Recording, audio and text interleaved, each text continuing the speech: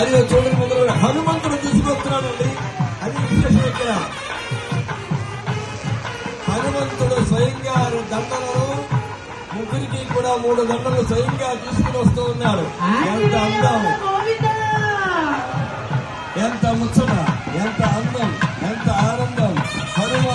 హనుమంతుడు ఆ రామయ్య కింద ఈనాడు వెంకటేశ్వరుడిగా అవతరించాడు.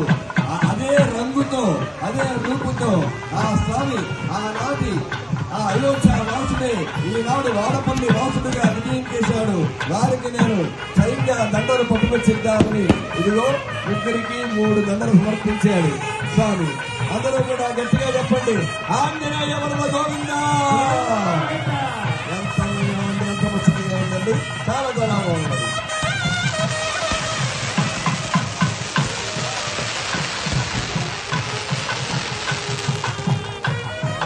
గోవిందా.